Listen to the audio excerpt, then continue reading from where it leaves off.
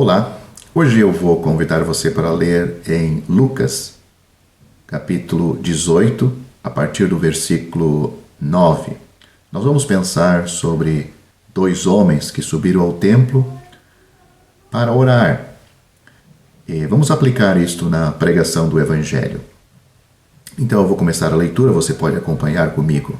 É dito, o Senhor Jesus falou essas palavras, ele contou esta parábola desses dois homens, mas sem dúvida esta parábola, que é uma comparação, é a história da vida de muitas pessoas no mundo, da época do Senhor Jesus, antes da sua vinda, como também em nossos dias. Note o que ele disse. E disse também esta parábola a uns que confiavam em si mesmos, crendo que eram justos, e desprezavam os outros. Dois homens subiram ao templo para orar, um fariseu e o outro publicano. O fariseu, estando em pé, orava consigo desta maneira: Ó Deus, graças te dou, porque não sou como os demais homens, roubadores, injustos e adúlteros, nem ainda como este publicano. Jejuo 2 vezes na semana e dou os dízimos de tudo quanto possuo. O publicano, porém, estando em pé, de longe, nem ainda queria levantar os olhos ao céu, mas batia no peito, dizendo: Ó Deus, tem misericórdia de mim, pecador. Digo-vos que este desceu justificado para a sua casa, e não aquele. Porque qualquer que a si mesmo se exalta, será humilhado, e qualquer que a si mesmo se humilha, será exaltado.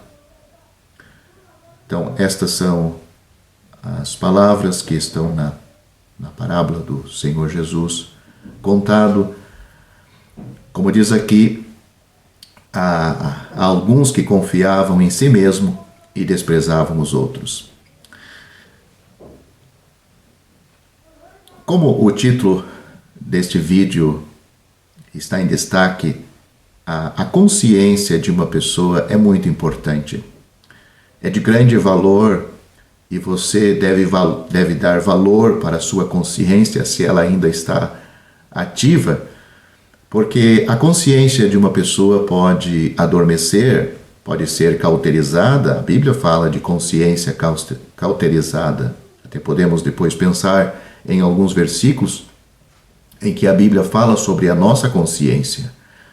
Então, a consciência, ela pode adormecer, pode ser cauterizada, mas na realidade a consciência nunca ela vai morrer, nunca ela vai deixar de existir.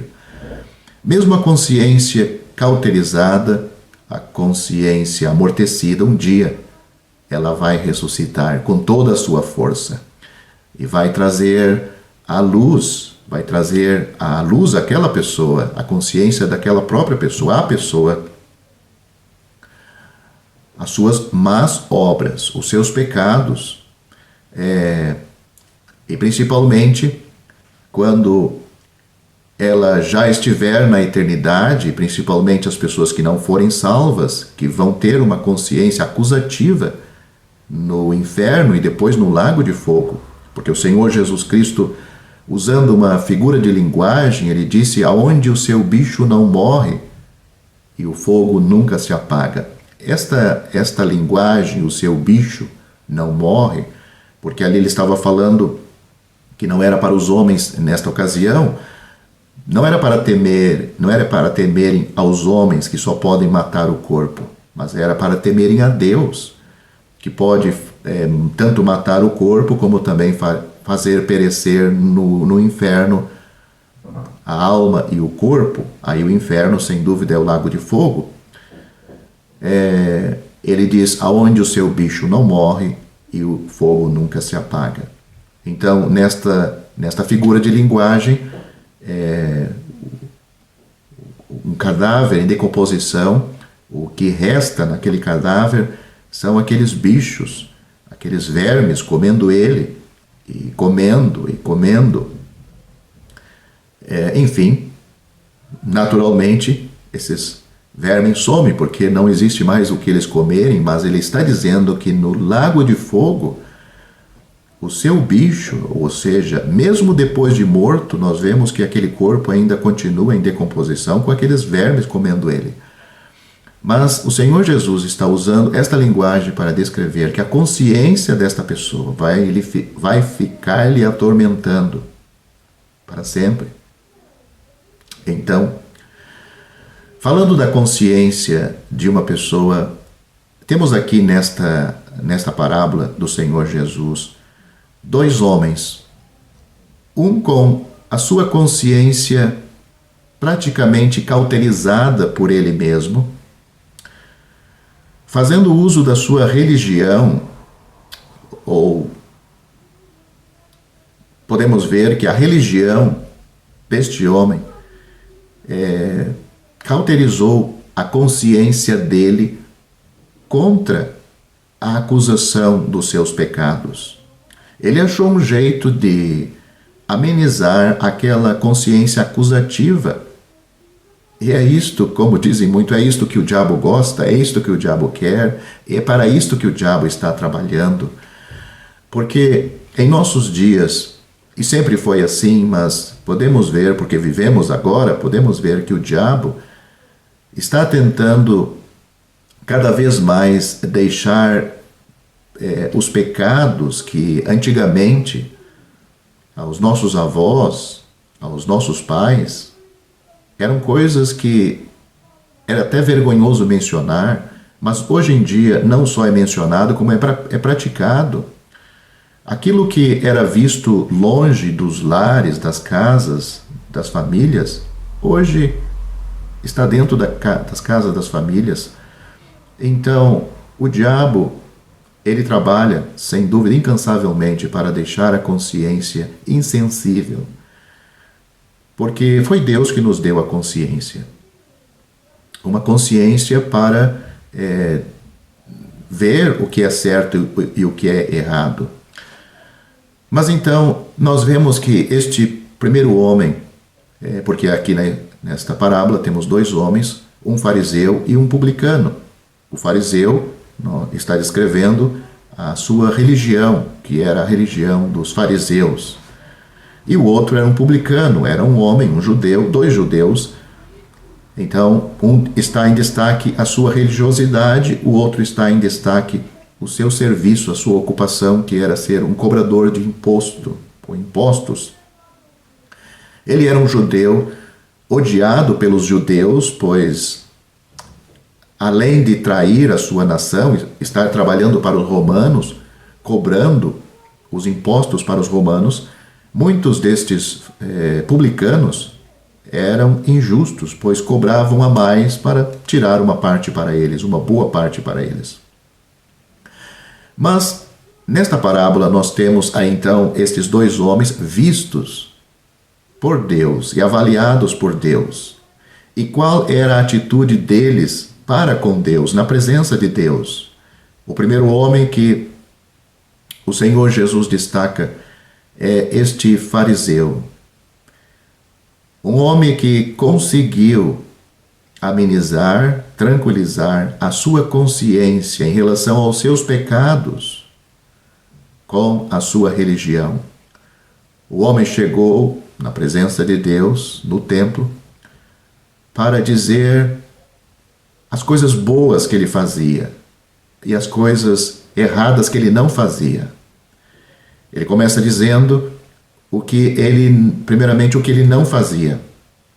Ele disse: ó Deus, graças te dou porque não sou como os demais homens.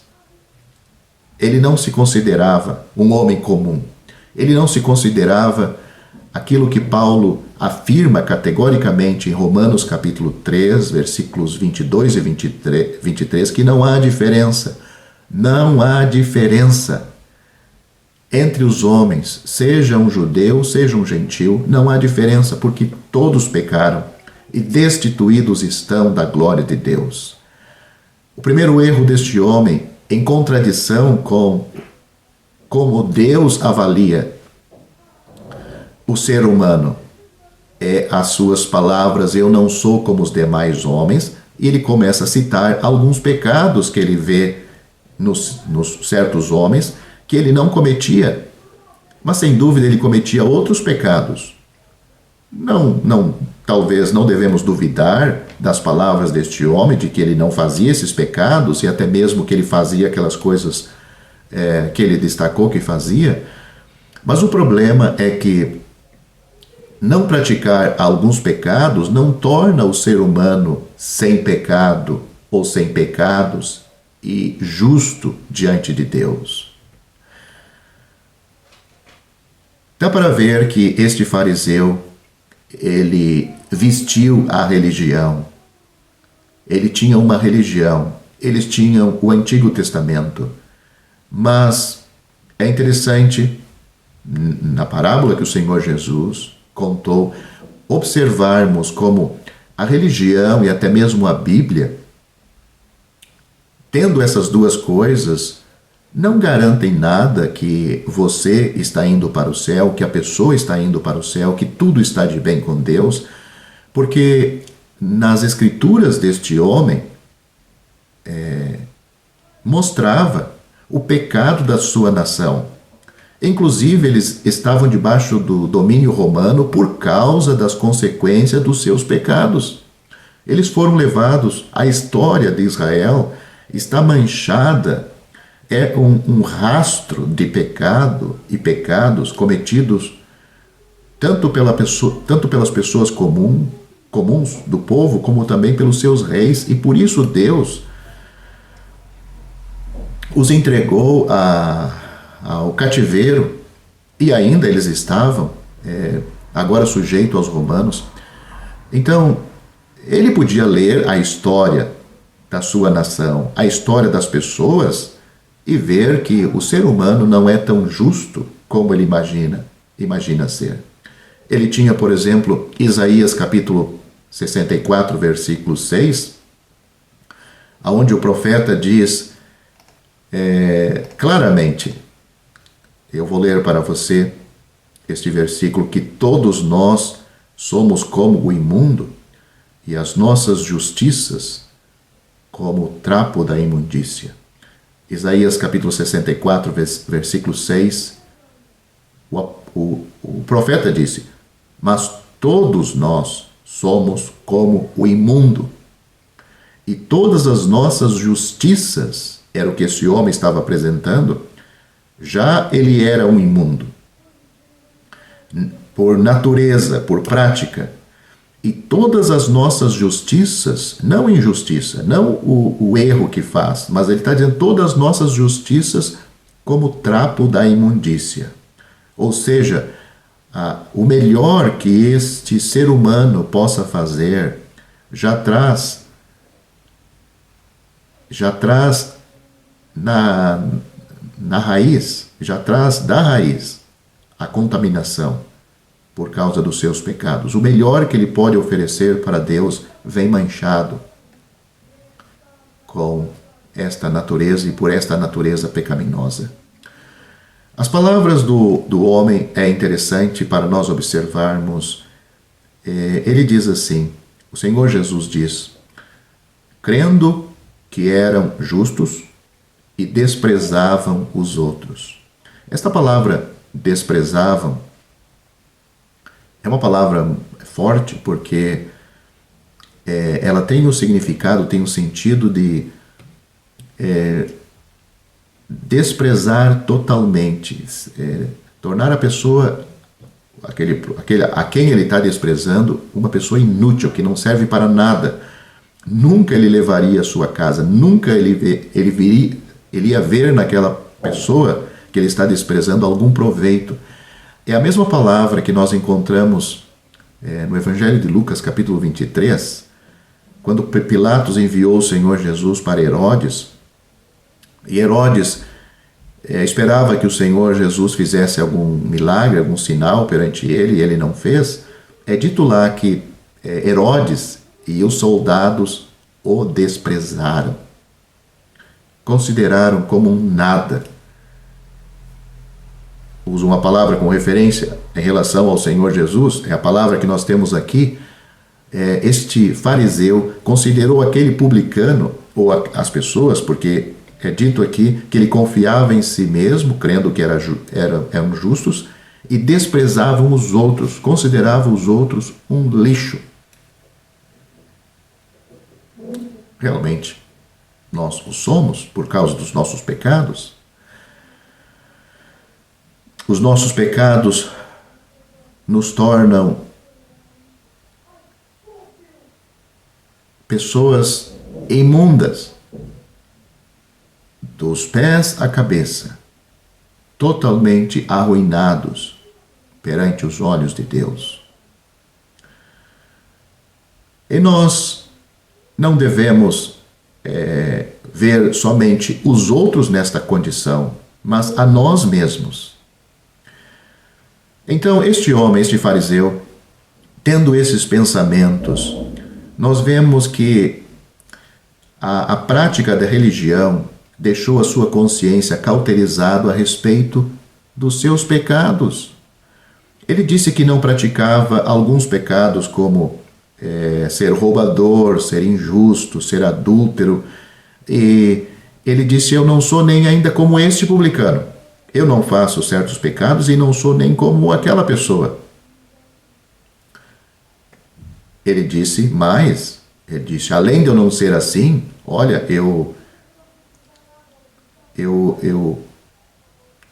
faço outras coisas. Eu jejuo 2 vezes na semana, eu dou os dízimos de tudo quanto possuo. Então, além dele não cometer certos pecados, ele fazia coisas que ele considerava boas, que o deixaria uma pessoa justa diante de Deus. Pobre homem, e pobre das pessoas que pensam assim, que por eles não praticarem certos pecados em suas vidas, os deixam isentos de pecados e justos diante de Deus.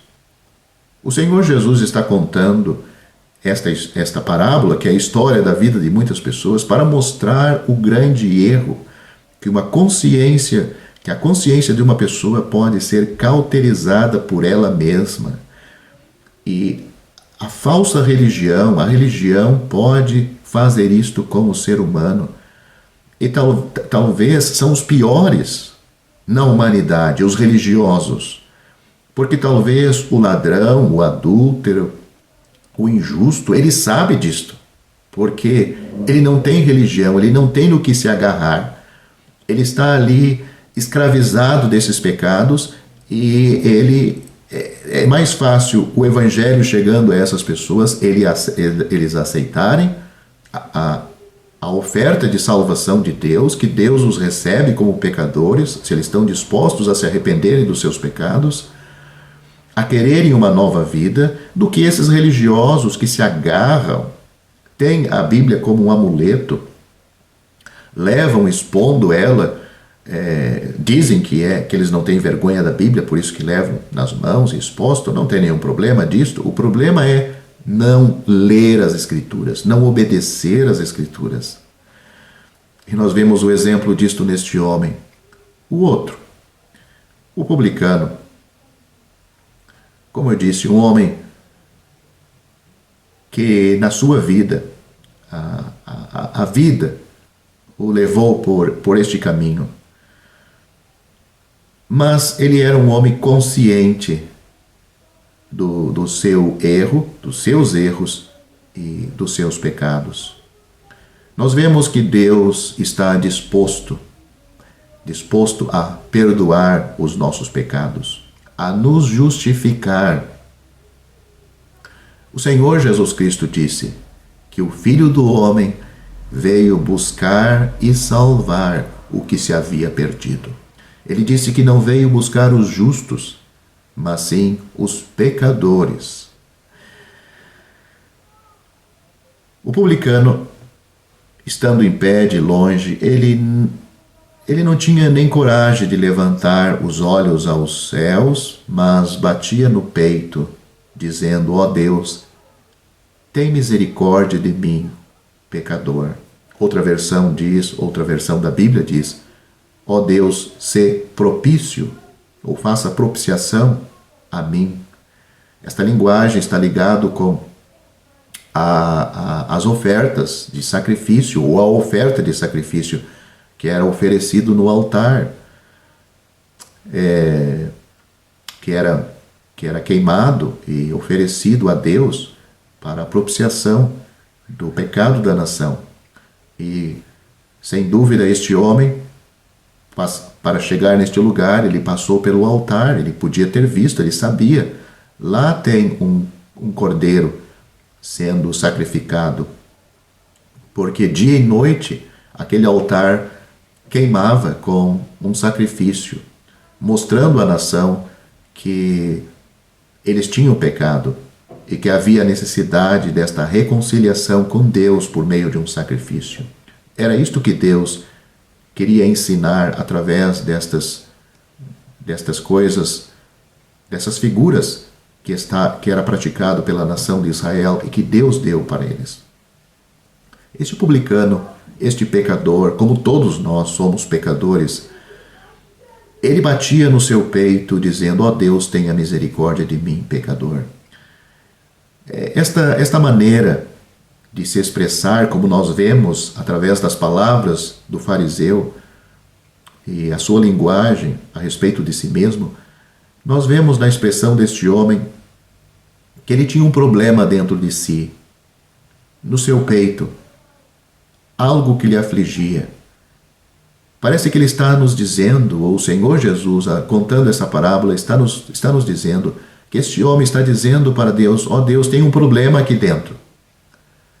Tem um problema. Ele batia no seu peito dizendo: ó Deus, tem misericórdia de mim. O problema está aqui dentro. Ó Deus, tira este problema.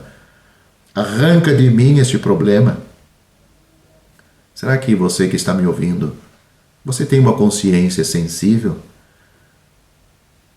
E uma outra coisa que eu quero deixar claro: nós não dependemos só da nossa consciência para a nossa salvação. Não é isto que eu quis dizer, mas a consciência que Deus nos deu é uma grande ajuda. E é triste a pessoa que tenta cauterizar, e é o que muitos têm feito, como eu já disse, mas Deus também deixou e está no mundo o Espírito Santo. Sim, ele nunca vai ser cauterizado. Ele está aí trabalhando na consciência tanto dos pecadores como também no crente, porque no crente, na pessoa salva, o Espírito mora, habita dentro dele. Nos pecadores, o Espírito Santo está aí para convencer o mundo dos seus pecados, convencer o mundo da justiça e convencer o mundo do juízo.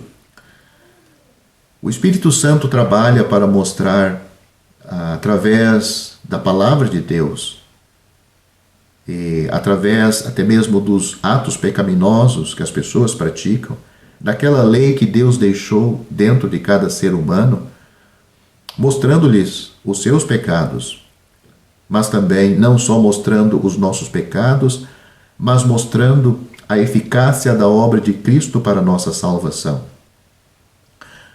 Pois só Cristo pode chegar aonde existe este verdadeiro problema.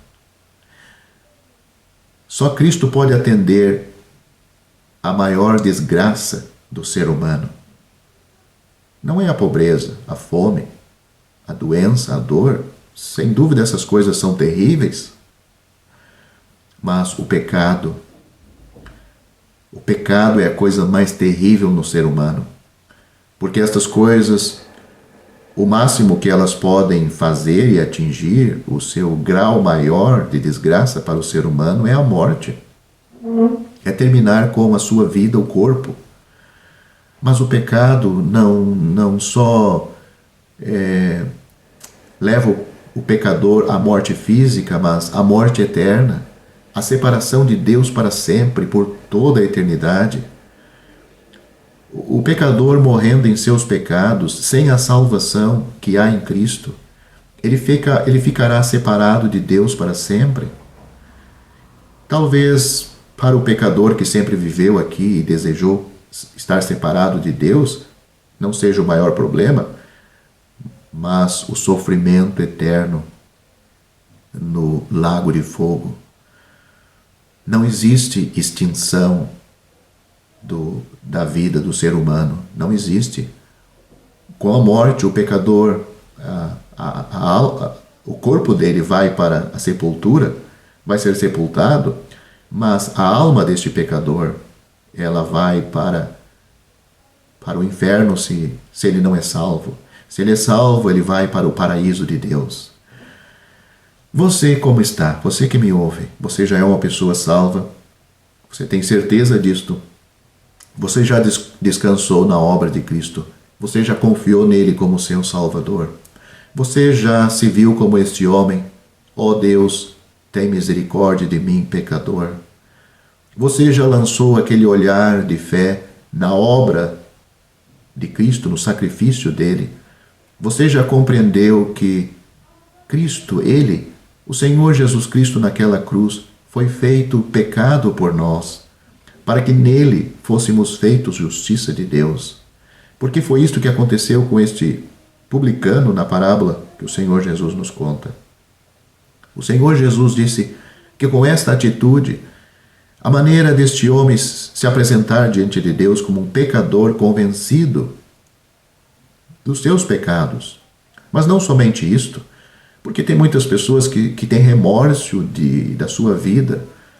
Elas não conseguem nem perdoar-se a si mesmas pelos seus erros, pelos seus pecados, mas param aí e passam uma vida assim, pecando de outra maneira, em outras coisas. Mas nós vemos os passos corretos do caminho da salvação. Não somente ser convencido dos seus pecados, estar arrependido deles, querer uma nova vida e se dirigir a Cristo. Lançar os seus olhos sobre o sacrifício de Cristo. Para este homem, o sacrifício estava lá no altar. Ele está dizendo, ó Deus, sê propício a mim. Usa o sacrifício que existe. Me aceita neste sacrifício. O Senhor Jesus Cristo disse que este homem desceu justificado para sua casa, e não aquele outro que confiava em si mesmo, confiava na sua religião, confiava no que ele não fazia de pecado e confiava nas coisas boas que ele fazia. Nada disto valia para a sua salvação. Mas este homem não confiou em si mesmo, ele se considerou um desprezível. Este homem não estava ocupado com o religioso que estava à sua frente. Ele estava ocupado consigo mesmo, com Deus, com o sacrifício que queimava no altar, e está dizendo a Deus, considera aquele sacrifício e me aceita. O Senhor Jesus Cristo disse, este desceu justificado para a sua casa, e não aquele. O versículo que eu citei, que Deus fez o Senhor Jesus pecado por nós, para que nele fôssemos feitos justiça de Deus. Deus pode considerar um pecador perdido que confia no Senhor Jesus Cristo. Eu poderia dizer melhor, Deus considera justificado. Deus o declara justo. Não atribui justiça a ele, não dá justiça para ele, mas o considera justo, isento daqueles pecados, passado, presente e futuro. Diz alguém, mas como assim? Deus não vê mais pecado nele? Justamente, é isto que a Bíblia diz. Hebreus capítulo 10 diz, Deus dizendo, e jamais me lembrarei de seus pecados e de suas iniquidades. Por quê? O que aconteceu com os pecados daquele crente, daquele que depositou a sua fé no sacrifício de Cristo, no valor da sua vida dada, no seu sangue que ele derramou na cruz, o seu precioso sangue? O apóstolo Pedro responde, Cristo mesmo, levou em seu corpo os nossos pecados sobre o madeiro. O justo padeceu por nós, os injustos, para levar-nos a Deus. Você também pode confiar no Senhor Jesus Cristo desta maneira. Você pode crer nele como seu Salvador. Não precisa terminar a sua vida na aflição dos seus pecados, sabendo que você vai abrir os seus olhos após a morte, imediatamente no inferno. Não precisa terminar a vida assim. Você pode crer no Senhor Jesus. É o que deve fazer. Não esperar para a hora da morte, mas você pode e deve dirigir os seus olhos a Cristo como seu Salvador.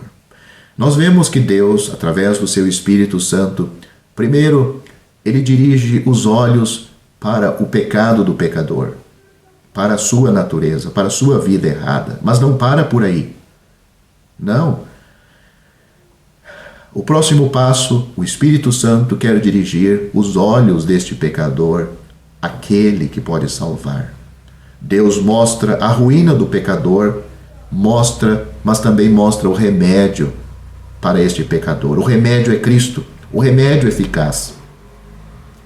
Mas também mostra a responsabilidade do pecador, a sua responsabilidade, que é crer no Senhor Jesus Cristo como seu Salvador.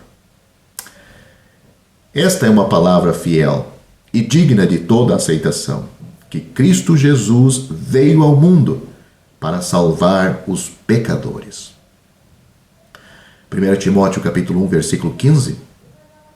Quem crê no Filho tem a vida eterna, mas quem não crê no Filho não verá a vida. A ira de Deus sobre ele permanece, porque Deus amou o mundo de tal maneira que deu o seu Filho unigênito, para que todo aquele que nele crê não pereça, mas tenha a vida eterna. Deus enviou o seu Filho ao mundo, não para que condenasse o mundo, mas para que o mundo fosse salvo por ele. Quem crê nele não é condenado. O que você vai fazer? Você vai continuar nos seus pecados? Você se considera como este primeiro homem da parábola do Senhor Jesus? Justificando-se a si mesmo? Meu prezado ouvinte, seja você quem for, você pode se considerar até mesmo um crente, já ter sido batizado, estar nas fileiras da sua religião, em primeiro lugar. Mas se você nunca esteve realmente neste lugar de um pecador perdido, possivelmente você nunca foi salvo. Você foi salvo do quê? Você não precisou deste Salvador. Você pode falar da obra de Cristo, pode falar que ele salva os pecadores, pode saber disto, como este homem, o fariseu, inclusive, ele tinha a Bíblia, era um homem que valorizava a Bíblia, mas não aplicava a Bíblia a si, as verdades que existia na sua Bíblia. Como o versículo que eu citei, a história da sua nação, como Deus esperava o arrependimento, ele podia ler a história de Davi, o Salmo 32, o Salmo 51, aonde que o seu grande rei, Davi, ele reconheceu os seus pecados e disse: bem-aventurado é o homem a quem o Senhor não imputa pecado. Podia ler as palavras no Salmo 32, aonde Davi diz: enquanto me calei em relação aos seus pecados, o Senhor afligiu-me. Salmo 51, ele começa o seu salmo dizendo, clamando por misericórdia, para que Deus tivesse misericórdia dele, para que Deus o purificasse, para que Deus limpasse a sua alma. Você como está? Uma consciência já cauterizada, você já não sente mais os seus pecados? Você já conseguiu convencer-se que tudo está bem para com Deus? Meu prezado ouvinte, examine-se a si mesmo. e veja se tudo está bem com você e Deus, porque a morte pode chegar de repente sem você ter tempo de se examinar a si mesmo e ver que não está preparado. Imagine abrir os seus olhos no inferno depois de passar anos numa religião, praticando a religiosidade, até mesmo pregando, sem nunca ter tido um encontro com Cristo. Eu posso lembrar de mim, um dia, com 18 anos de idade, quando os meus pecados afligiam-me de tal maneira que eu estava em desespero. Mas também lembro de o Espírito Santo mostrar, porque na hora eu não lembrei que era Ele, nem sabia que era Ele, mas mostrou-me o sacrifício de Cristo, o valor da sua morte. Mostrou-me que Ele morreu por mim, para me salvar. E o mesmo Espírito me instruiu qual atitude tomar, porque eu conhecia a palavra de Deus. Isto que estou falando a você, Ele instruiu-me a crer. E naquele momento eu descansei, confiei em Cristo. No dia 25 de janeiro de 1988, eu fui salvo por esta pessoa, por este Salvador, o Senhor Jesus Cristo. Você também. Descanse nele como um pecador, porque se você morrer em seus pecados, você vai terminar a sua vida no inferno.